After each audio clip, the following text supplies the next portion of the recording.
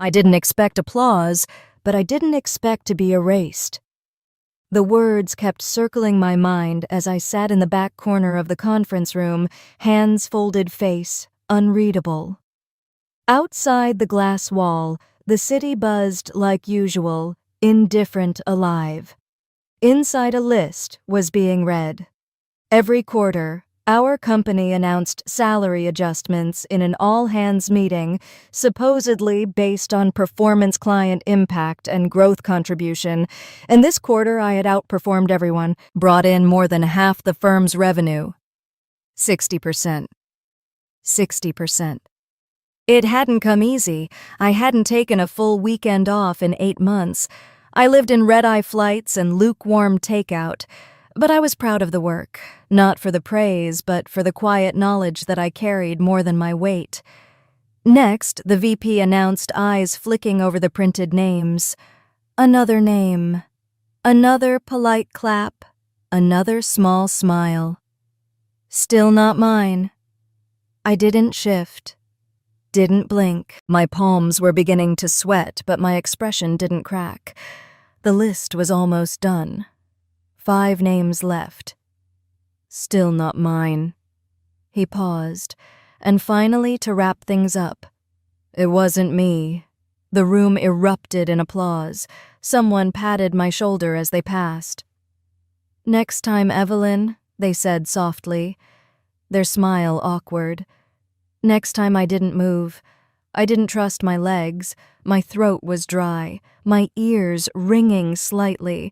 It wasn't anger, not yet. It was something colder, like watching a slow car crash from inside the vehicle. I glanced at the projection on the wall, a neat bullet list of names and their new salary brackets. My name wasn't there, not even misspelled, just absent, erased, as if 60% of the company's revenue had come from thin air. The meeting ended. People filtered out. Laughter returned to the hallway like nothing happened. But something had happened. Something I wouldn't forget. And I didn't say a word. Not yet. The messages started coming in before I even sat down. Nice going, Evelyn. That raise was long overdue. You crushed it this quarter. Congrats. Red velvet cupcakes in the break room. Get yours, superstar. I stood beside my desk, staring blankly at my monitor. For a second, I considered logging off. I hadn't gotten the raise, but no one seemed to know that. Across the room, Ava from Client Relations waved at me with a huge smile. I knew they'd give it to you, she called. You basically kept this place alive. She meant it. Ava was sweet, new, bright-eyed, eager to learn. I had mentored her for the past 6 months, helped her land her first big client. She thought I was invincible. I smiled back and gave a half-hearted thumbs up. My jaw was starting to hurt from pretending I opened Slack. Dozens of messages. Congrats, Evelyn. So deserved. We should celebrate lunch today. About time they recognized your work, except they didn't. In the mix of group chats and public channels, a private message appeared. Rachel, operations lead. Wait, did they actually skip you?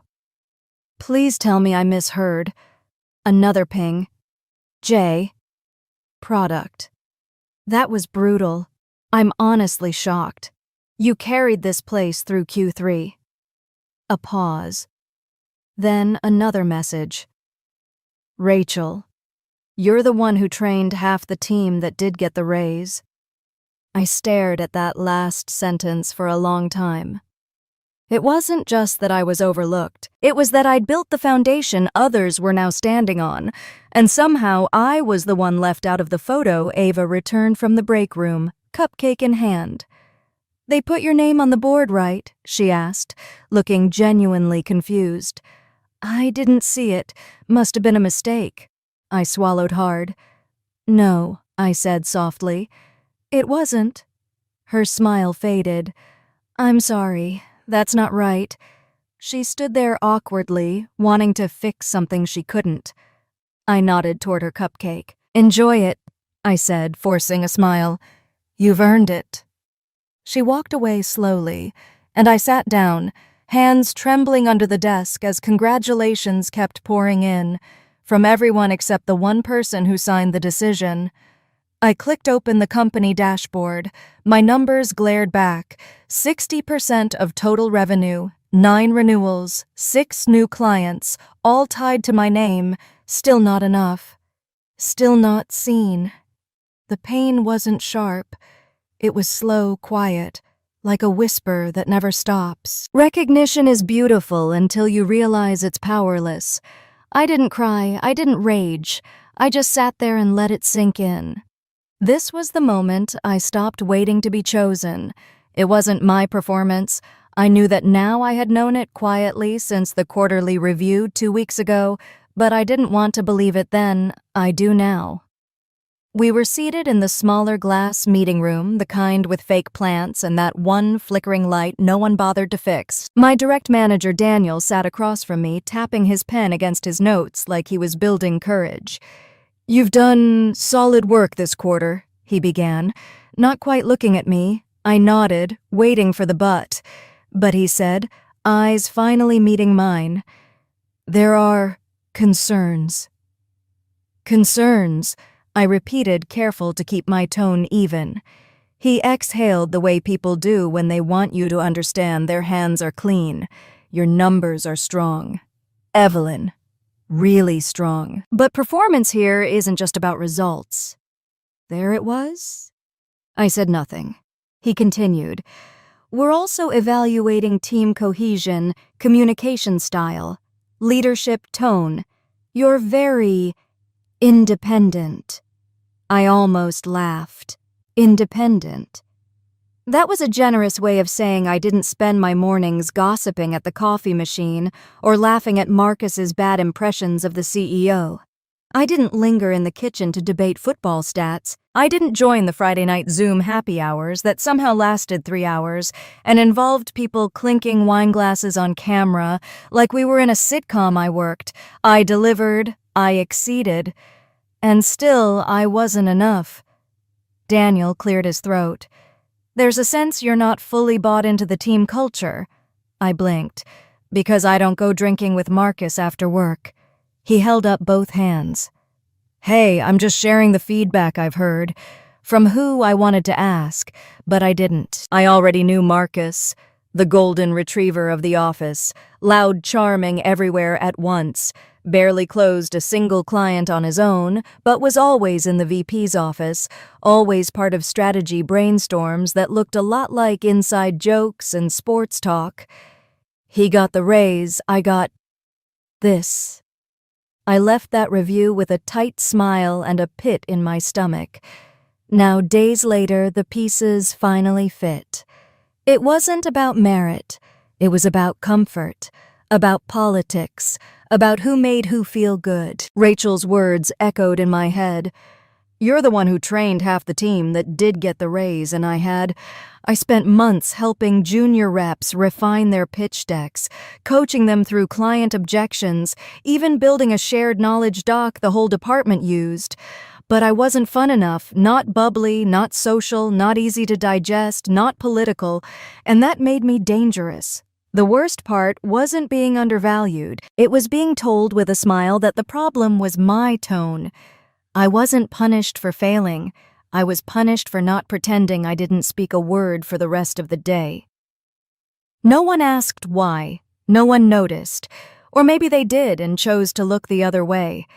The office had a way of celebrating winners loudly and overlooking the rest in silence. That suited me just fine. I waited until after lunch. That's when the office was most distracted. Half the team wandered off for bubble tea or gossip, and the other half pretended to work while doom-scrolling group chats. I took a sip of cold coffee, minimized my inbox, and opened the CRM dashboard. 16 clients, 16 relationships I had built and protected like glass.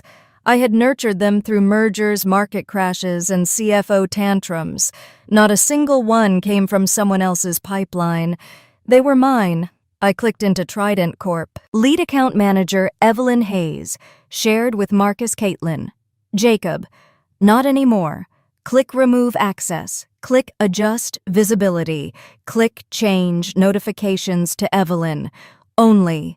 One by one, I went down the list. Halberg Ventures, Oasis, Energy, Loom, Analytics. Each name another brick in the empire I had quietly built.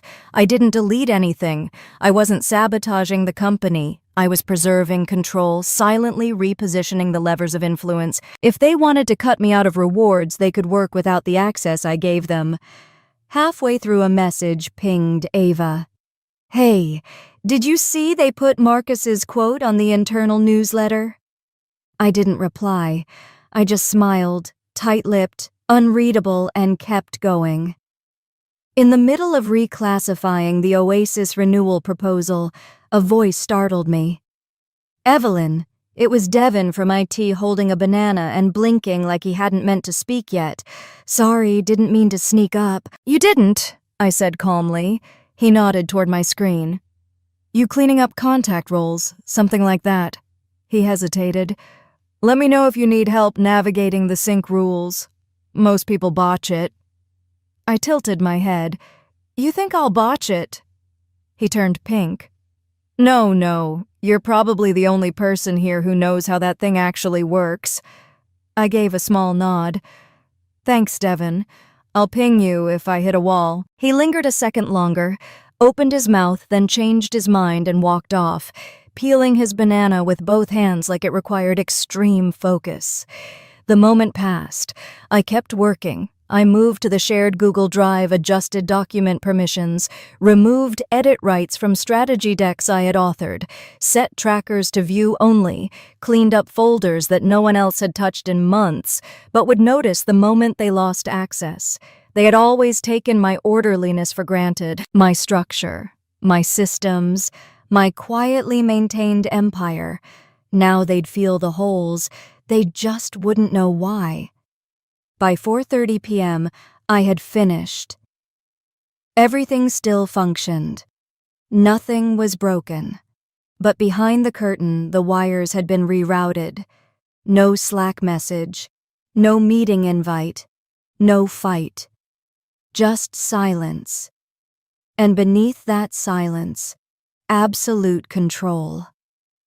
Let them sleep peacefully tonight. Let them feel untouchable. Tomorrow would greet them with blank dashboards, missing links, unanswered emails. And when the questions came, I'd smile politely, I'd act surprised, I'd pretend to help. That was the plan. Not revenge. Just clarity.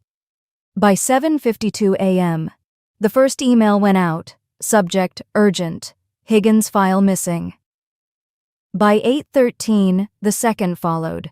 Subject, Trident. Client portal. Not loading. Need help. ASAP. By 8:29, chaos was in full bloom. I sat at my desk, sipping my coffee like it was any other Monday. The difference was that the air around me buzzed not with conversation, but confusion, the kind that builds when systems start slipping and no one knows why. People were refreshing dashboards, re-logging into CRMs, tapping furiously on keyboards like the issue might be their Wi-Fi. I didn't flinch, Evelyn. It was Lena, a junior in sales, her eyes wide and breath short. Hey, do you know if Oasis Energy changed their login credentials? I looked up slowly. Why do you ask? I tried to pull their last proposal and I don't have access anymore. It's saying I need owner permissions. I frowned sympathetically. That's odd. Have you asked it? She nodded. They're swamped. I'm number 11 in the help ticket queue. I tilted my head. Try pinging Devin directly. He's usually fast. Right? Okay, thanks. She scurried off, typing with both thumbs mid-stride at 9:03 a.m. Marcus stood in the center of the sales floor, arms raised like a panicked conductor. Who here has any access to Halberg's quarterly report? Anyone. Silence. Jay looked up from his screen. Their main contact just canceled our call, said he's reevaluating partnerships. What? Marcus hissed. Why the hell didn't anyone tell me this earlier? We just found out. No, this isn't happening, not today, but it was. The system wasn't down, it was functioning perfectly. It just no longer belonged to them. At 9:21, an emergency meeting was called. I received the invite, I declined it, politely. In the hallway outside the conference room, Daniel, my manager, was pacing. He passed me without a word, eyes darting like he was scanning for something invisible. He looked right at me, then past me like I was part of the wallpaper. Perfect. From where I sat, I could see the projection screen inside the glass room. Half the dashboard tiles were red. Client activity down. Contact reports zeroed out.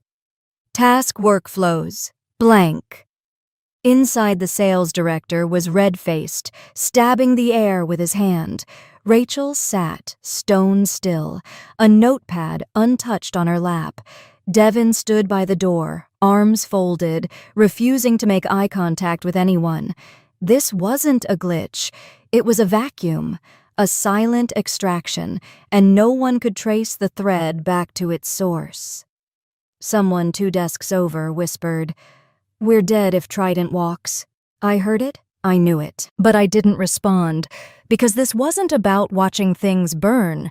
It was about watching people realize they never had the fire under control. One by one, small cracks were turning into fault lines. By 10:00 a.m., 5 clients had gone dark.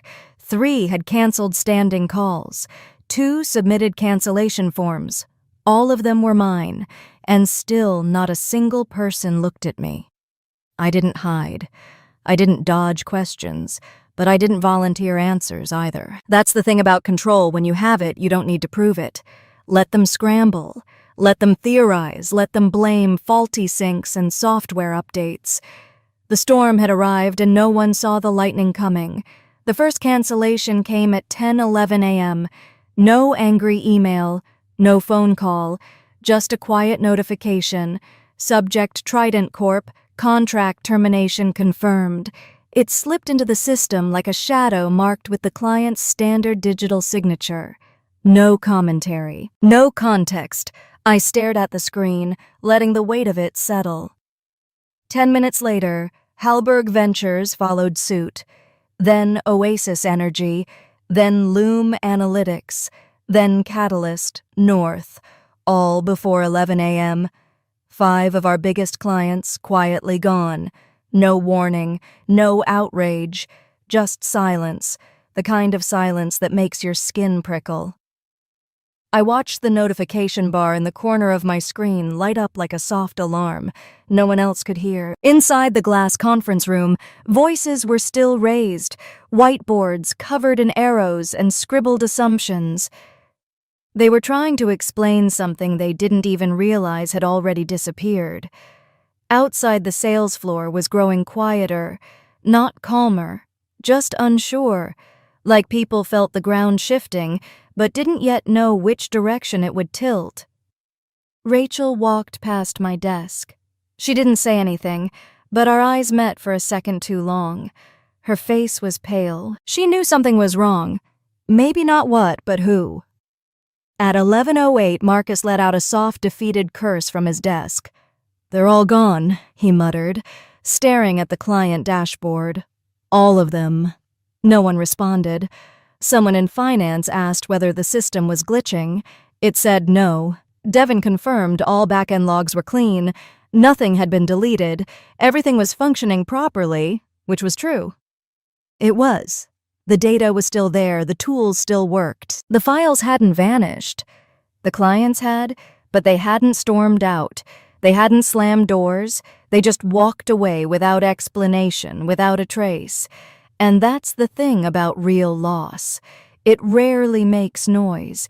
People expect devastation to be loud. They expect alarms, fights, things breaking. But real loss is quiet. It leaves behind echoes, not evidence. The break room was empty now. Even the espresso machine hummed softer, as if trying not to draw attention to itself. I glanced back at my screen. 5 cancellations, millions in contracts gone, and no one had asked me a single question. They didn't even know where to look, but they would. Soon. The walls were glass.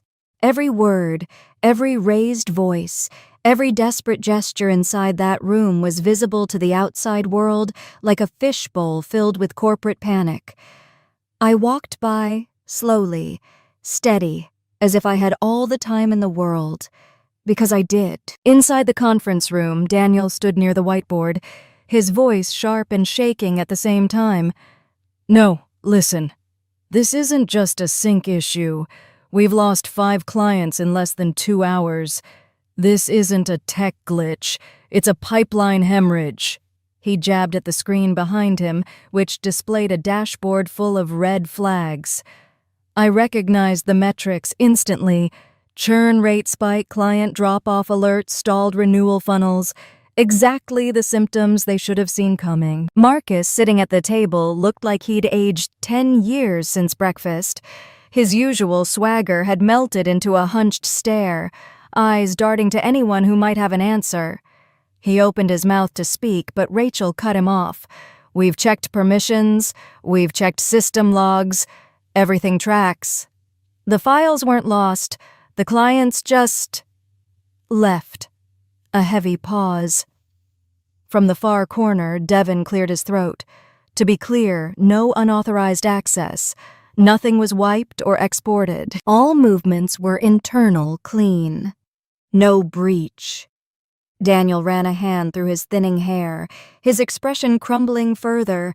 Then someone inside initiated this. Someone with access. Someone we didn't see coming.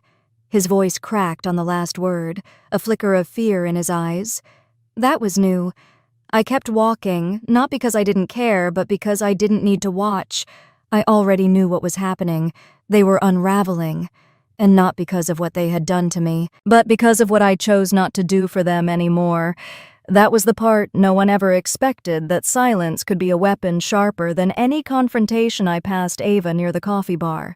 She was frozen, holding a paper cup like she wasn't sure what to do with it anymore. Her eyes followed me. She whispered, "They're losing it in there." I smiled faint and composed. She hesitated. "Do you know what's going on?" I looked at her, really looked at her, and in a calm, measured voice said, "Sometimes people don't realize who holds the system together until it starts falling apart." She didn't respond. She just stood there, blinking like she had heard something important but didn't quite understand it yet. Back inside the room, Daniel slammed his palm on the table. "Find me answers. I want names. I want timestamps. I want solutions now." But there were none. Not yet. Because they still didn't realize what they'd lost wasn't stored on a server. It was never a file, a dashboard, or a login. It was trust. It was loyalty. It was me. And they gave it away for free. As I turned the corner, their voices faded behind the glass, still panicking, still pointing fingers. And I kept walking, not faster, not slower, just steady, because cold satisfaction doesn't need an audience. They still hadn't called my name. No one summoned me into a meeting. No one asked me to explain what was happening. There were no dramatic confrontations, no angry emails, not even a passing accusation. But the cracks were spreading.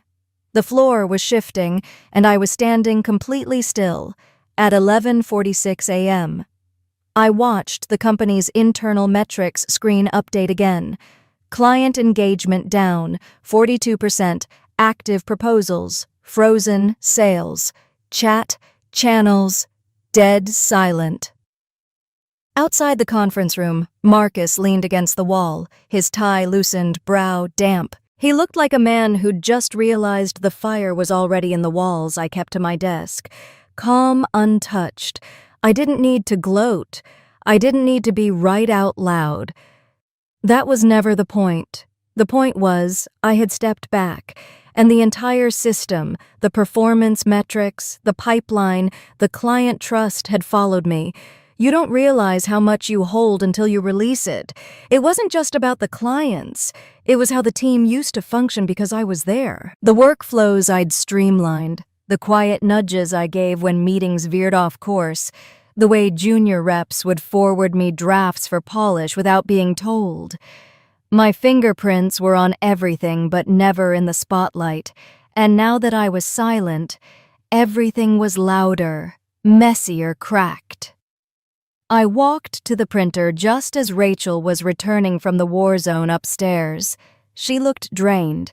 Her notepad was still blank. "They have no idea what to do," she muttered more to herself than to me. I offered a gentle nod. Sometimes people only notice the architect once the foundation starts to split. Her eyes flicked to mine. There was a pause, not surprise, not confusion, recognition. She knew. Not the full picture, maybe, but enough to realize this hadn't just happened. I picked up my documents and returned to my seat. Across the room, someone asked Devin if the CRM had a backup file they could restore. He replied, "There's nothing to restore. Nothing broke." Exactly. They were looking for a bug. They didn't understand it was absence. True power doesn't announce itself. It doesn't wave or shout. It just leaves. And the silence that follows. That's the sound of gravity shifting.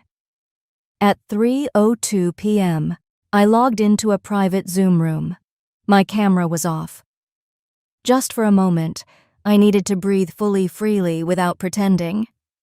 On the screen, 5 names popped up: Trident Corp, Oasis, Energy, Halberg Ventures, Loom Analytics Catalyst.